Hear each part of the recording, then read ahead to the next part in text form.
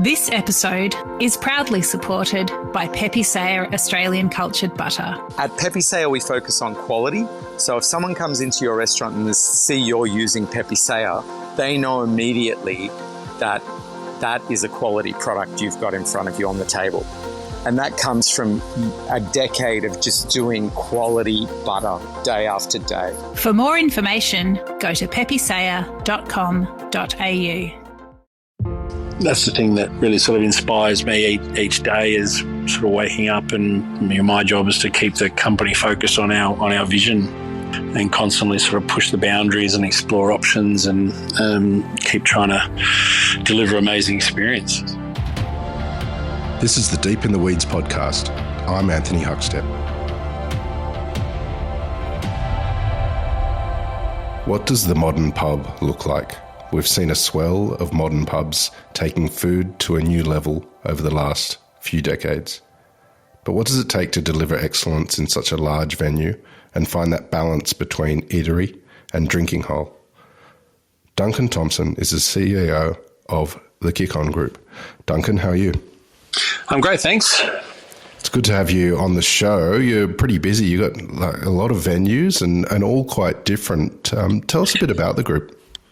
Yeah, sure. So Kickon Group was formed about a year and a half ago, and it was basically formed to bring in a couple of existing businesses that were operating as collective heads in Armada Hospitality. And the view of the group was to bring in those venues we saw an opportunity in the middle of COVID, believe it or not, to sort of be ready to expand once that all came to an end. So the goal was to sort of drive three parts through our portfolios. One is iconic greenfields developments. So we work with partnerships with developers such as the recently refurbished Continental Hotel down in Sorrento, and there's a few others on the map that we work in partnership. It's a lot of detailed design and development. The second part to the portfolio is just large footprint pubs that we really love, things like the Plough Inn in South Bank and the Terminus in Fitzroy, that are just great gastro pubs that we feel is a great opportunity to build and grow. So there's a few of those that we're acquiring at the moment. And then the other part is really more sort of food-driven businesses like the Collective we have in Palm Beach. It's got 5 different kitchens and different cuisines, and we see those as sort of, we call them scalable businesses, where potentially we might replicate the same brand in multiple sites. So we're sort of on the hunt at the moment to find projects that fit within one of those 3 portfolio parcels, and that helps us kind of grow our business. All very food driven, that we see as the future opportunity. But the other part is our passion for the building itself. It's not just about growing for the sake of saying we need to have 50 venues by the end of 2025, but we need to find the right project and how we connect with it and what we believe we can deliver amazing experiences through. You've done quite a few things in your career, which we can get into, but, creating this group during the pandemic, what sort of challenges were presented that you hadn't previously seen through your career? Yeah, great question. I think with myself and the other directors are all kind of like-minded, glasses half full kind of guys. So when the pandemic was sort of in fruition, as frustrating as it was, for the industry, and no doubt it's had a crippling effect, but we also thought, well, there's only one way to get through this, and that's to actually get through it. So let's picture ourselves on the other side of it. Where do we want to be and what do we want to be doing? And we felt probably stronger than ever that our passion for hospitality was really around that connection to our customers and creating amazing experiences, which is more than just great food and great beverages. It's beautiful atmospheres, it's music, it's lighting, it's that whole puzzle that we all are fascinated about as hospitality operators. So we felt that once COVID had got through, then the opportunity the demand from the customers to get back to what they've missed would be stronger than ever. So I guess the challenge was around once we'd kind of worked that out to go, okay, well, what type of company do we want to have? So we spent a lot of time working through what our vision and our purpose and what our values would be, and we all kind of really connected to the fact that the difference between what was a pre-pandemic hospitality business, it's all about scale. We thought there's an opportunity to actually really build a values-driven company. So A, we can attract great like-minded people, but then B, it sort of sets the tone of the type of business that we want to develop. What are the differences and the different focuses, since the pandemic and creating this company with that different sort of approach? What are some of the differences you've noticed? We have our staff as our number one focus and most important, and then customers as number two, and then financial metrics number three. And we sort of say, what's right for our customers, what's right for our staff is right for our customers is good for the bank. So we sort of flip that on the head to go, well, there's enough of us in head office to work out how to manage a P&L. We actually need to be more people-focused, primarily on our staff, which has led to a shift in our commitment to training, development, hiring, recruitment, all that sort of stuff, and then a really strong focus on tracking customer metrics and trends. So I see that as a big shift in the industry. We can, complain or bitch and moan about the staffing shortages and things like that, but at the end of the day, it's up to us as hospitality leaders to go, okay, well, I now need to change my model a little bit, and I need to invest more in recruitment and training and development of our people. So we felt that, we had to flip the way we managed our business priorities to be staff number one to get that right. So we can then look at our customers, and financials sort of flow from there. I want to go into detail about some of the venues that you have and the impact that you're having on your staff and customers. But take us back to when you were a kid. What sort of role did food play in your family? Food was always a big thing for us. Pretty kind of traditional family upbringing. We sort of loved the Sunday roasts and those sort of things where mum and dad were probably a little bit old school, where everyone had to sit around the table. It was a bit of a treat if we could eat dinner in front of the TV, which I think kind of sort of cemented that notion that food is a shared experience for me growing up, and that that's the time to connect with other people, whether it be family, friends, and etc. So I think sort of growing up, I've always valued food to be more than just what's going in your mouth, but it's a way to connect to people. Did you always have sort of thoughts of a career in hospitality? Where were the first steps into the industry for you? Well, I left school. Like a lot of people, then ended up getting a bar job sort of part-time, and then kind of fell in love with the night lifestyle, both in work and outside of work. And I just love the energy, the environment where, people, you work hard and you get home at sort of 3 a.m, you'd be like, wow, that was great. And you're still sort of on this emotional high of all the hype. And so I did that for a while, and then I was transferred for the company I was working for into Melbourne, which was kind of a sharp, jump straight into Melbourne lifestyle, and just kind of kept going from there. But there was a point where I sort of thought to myself, okay, well, this is fun, but, I either need to, step out and find a real job, or actually take it seriously and progress into management. So that's when I started thinking a bit more around, okay, what is the industry? What do I need to learn? How do I diversify my skills so I can gradually sort of, work my way up to, thankfully be in a great position that I am now. Tell us about some of those venues in the early days that really made an impact on that sort of move into management for you.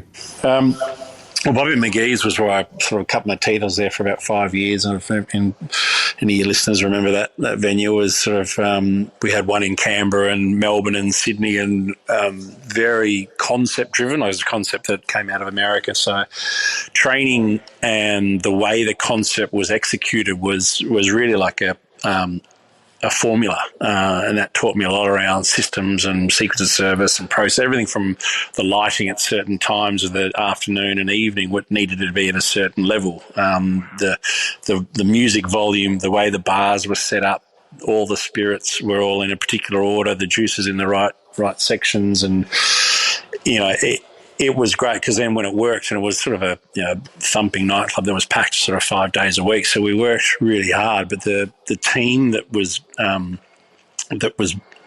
built in that to this day are still some of my best mates. So it was an amazing environment where we all worked hard, and sure probably partied a bit hard, but it taught us how to work as a team, and out of that, to have some amazing lifelong friendships was great. So I think it was a great foundation for really teaching us that processes and systems are imperative, and when you get them right, you know how to drive a venue really well. So moving forward, I still use a lot of those systems in the way in which you approach a sequence of service, and the way you can make sure you can execute consistently, that then allows you to kind of set the foundation. And then once you feel like you've got the systems in place, then you've got the levers to sort of say, okay, now we can ramp up, we can, create greater efficiencies or increase our spend per heads, or whichever dial you're needing to turn at a particular time. So it was great. And then I got offered a job. I think probably the first big sort of role, if you like, was guy rang me out of the blue and said, look, would you want to come and do a general manager role back in Canberra, which is where I grew up. So I was like, oh, do I really want to go back to Canberra where I grew up? But the title was exciting. I was a young kid, and I thought, oh, okay. And I just said, yep, sounds great, over the phone. And then before I know it, they were sending me off on a plane. And I distinctly remember sitting in the plane, and that time where the pilot puts the foot down and you start to take off. I just sat back in my chair like, shit, what am I doing? I don't know how to be a general manager of a big multifaceted hospitality business.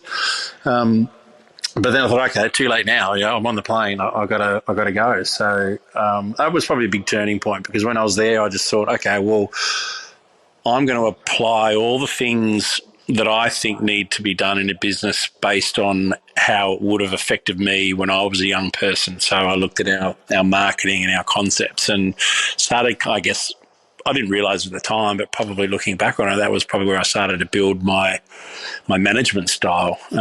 Was a little bit sink or swim, and we were lucky enough to win some accolades, and we won some awards for the work we did down there, and it was great. And then I was shipped back to Melbourne and continued on.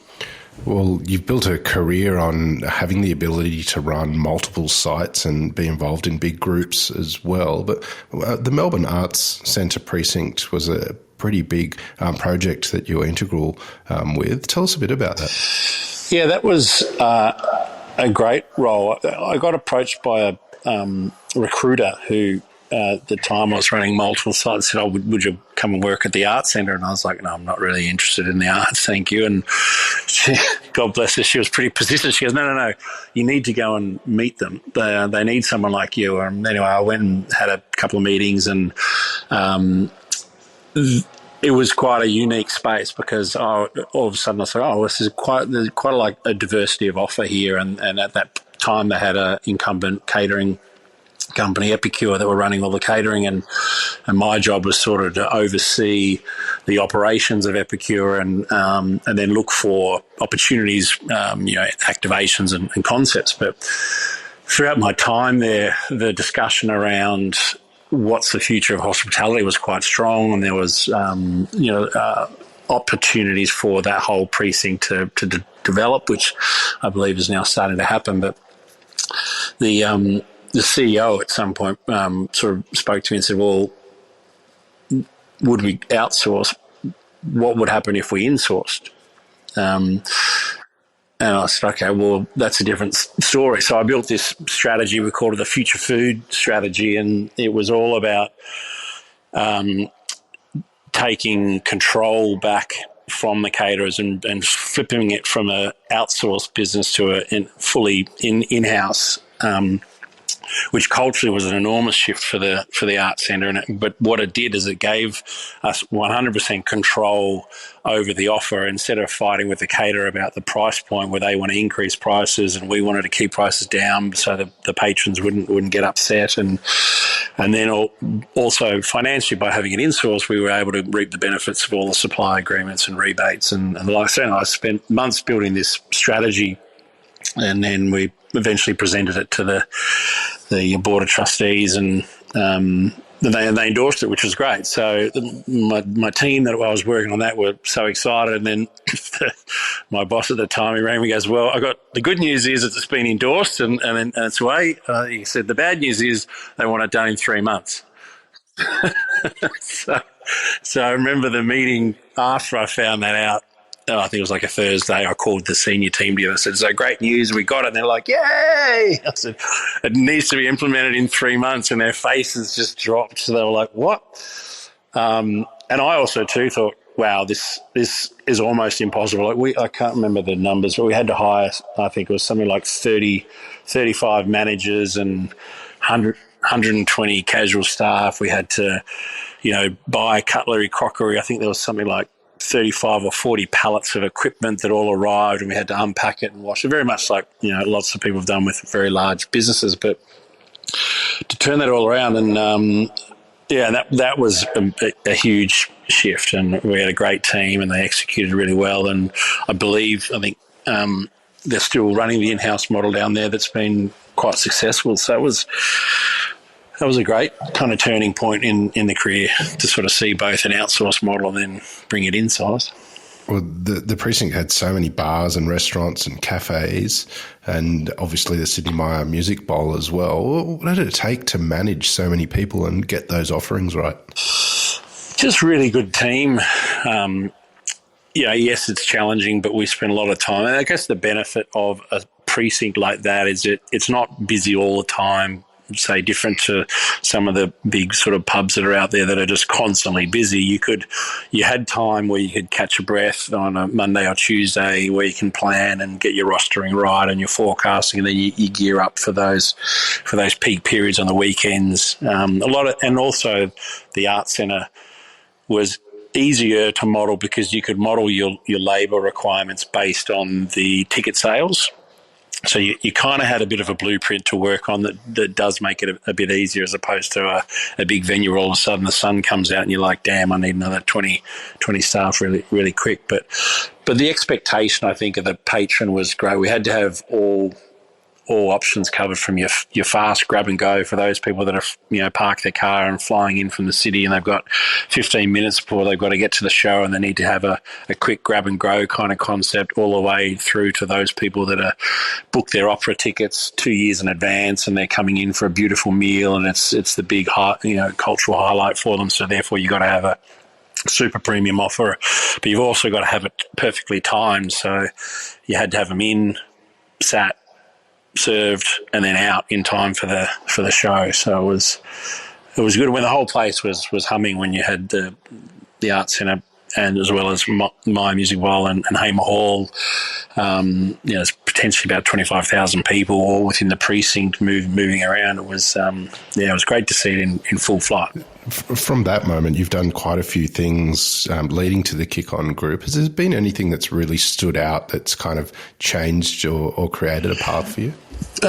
Probably something earlier on was probably the one big change that has resonated with me. It was a period where I think lots of hospitality people kind of say, I might step out. I had an opportunity to get involved in a marketing company, which we ended up buying, which ran a drink magazine, which was a publishing business. So we were still involved in the industry, but we did that for a few years. But that really taught me about, because we would work with alcohol companies that would sort of sponsor advertorials, and then we do features on up and coming venues, and it was all about how to get the right product into the cool bars, and that was fascinating. And it was probably one pivotal part was I was in a meeting with one of marketing directors for Coca-Cola, and they were paying for this advertorial, and we were working out which bars we would feature and some layout kind of concepts. And he said to me, he goes, "Oh man, what I would give to be in hospitality from a brand point of view." And I said, "Well," "what do you mean?" He said, "Well, and Coca-Cola probably do this better than most, but he said, we've got print and TV kind of marketing, but he said, but hospitality from a brand experience is the best thing that you could market a product." And I was like, okay, I guess because you've got sight, sound, taste, atmosphere, everything. So if you get all that right, you can cement a brilliant sensory brand experience on any product you have. And I was always fascinated by that, and that's never sort of forgot about that, which has probably been a lot of my passion for the industry, is about how to get that puzzle right, and that experience working on that side of the business and not just being operating day in and day out gave you a good understanding of actually, we are building brand experiences, if whether it be food as a part of it, beverage as a part of it, but so is music and lighting and how the staff engage, and whether they say yes sir or no sir or hi guys, and all those little things that all come back to what kind of experience are we ultimately selling. That I think is that whole concept about sometimes taking the time to work on the business as opposed to just in the business. You need to step back and go, okay, well, what are we trying to achieve here? Even if it's just for a great pub meal, it's still a brand experience. So that's probably been one of the big pivotal things that has changed the way I've looked at the industry, and I'm certainly still explore that with all our partners. You mentioned a bit earlier the sort of different venues that you have in the Kickon group, and the collective is quite a fascinating project. Tell us a bit about it and how different the offerings are there. Yeah, Collective is really unique. I mean, there's literally 5 separate kitchens, each with a different cuisine style. And when we bought it just before the pandemic, it was one of the first ones that had a tablet ordering system. So as people would sit down, they were given this particular tablet, and you could order whatever food you wanted, and that sort of rang up as a bill, and then you paid for it at the end. That was way before any QR code ordering was out and about. So it was kind of this cool concept that people used to love to come in and play around with these tablets. And it meant that you could be with a large group, and you could order pizzas, and I could get dumplings, or you could do a whole bunch of shared stuff for the table. So the customer experience was fantastic. The challenge was around obviously managing 5 kitchens simultaneously, 5 different passes, has two separate bars, really strong cocktail focus. So again, as a business, when it's really humming, it's there's sort of, it looks like organised madness because there's sort of staff running around everywhere, but food comes out really fast and customers really, really love it.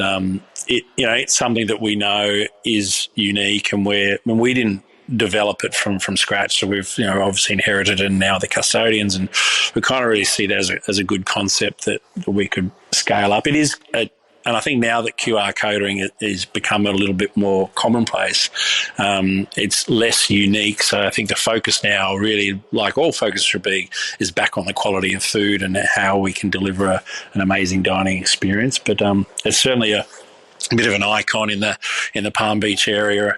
And we're really grateful of that the patrons are so passionate about it.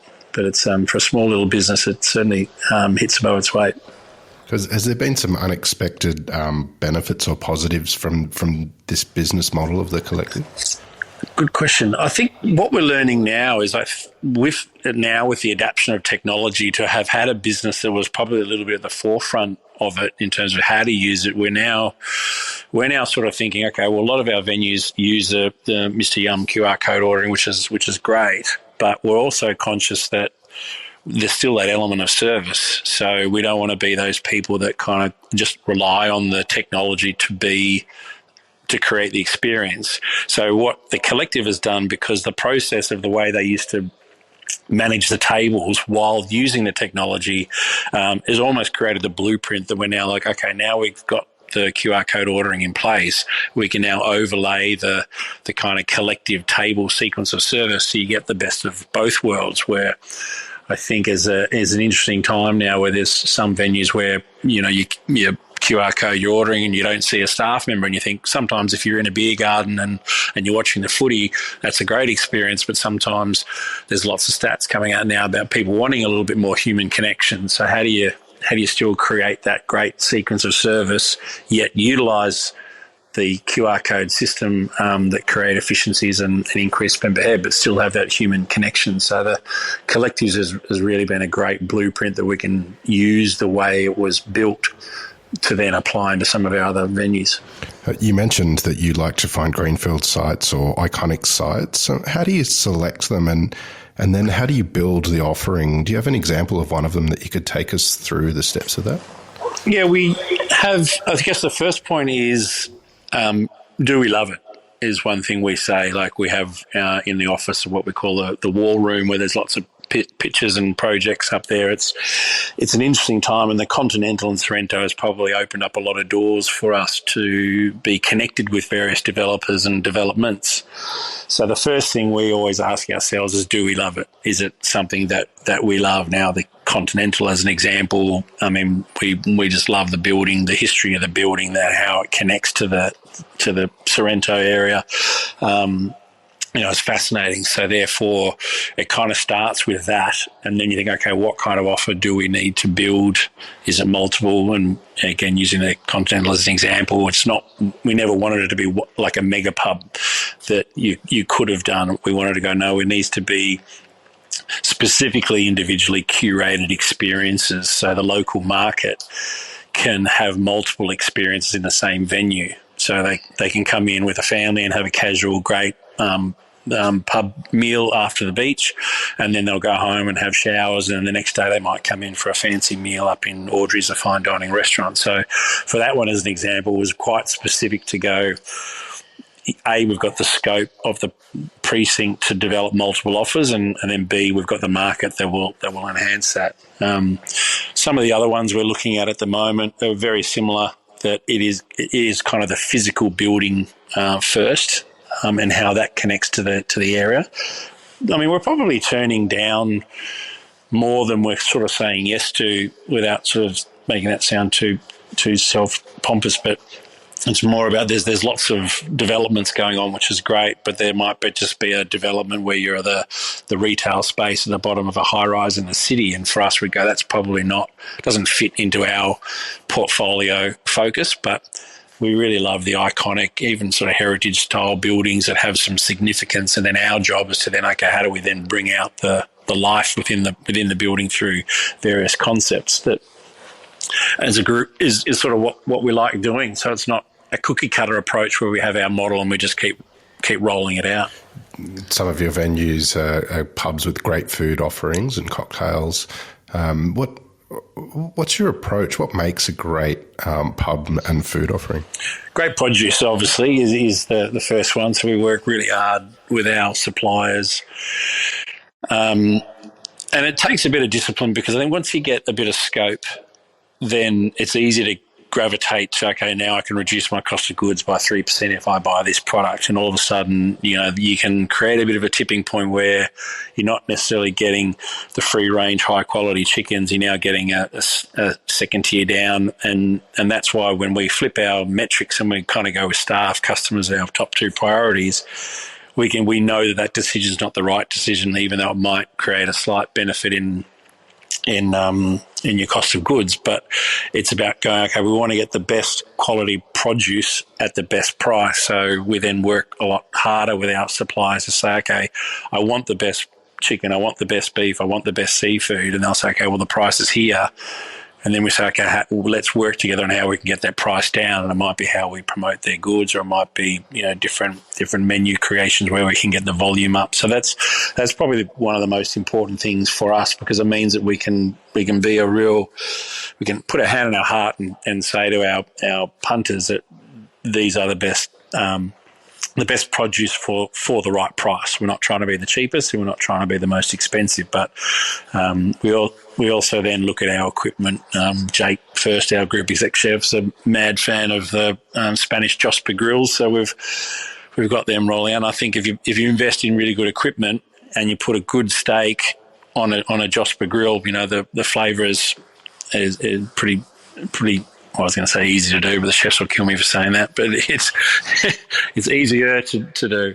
So I think some of those little things, get that right first before you start getting too tricky and trying to do too many things. I think people love the pub menu. It's almost like you don't try to be too creative because people want a great parma. They want a great steak and chips and salad.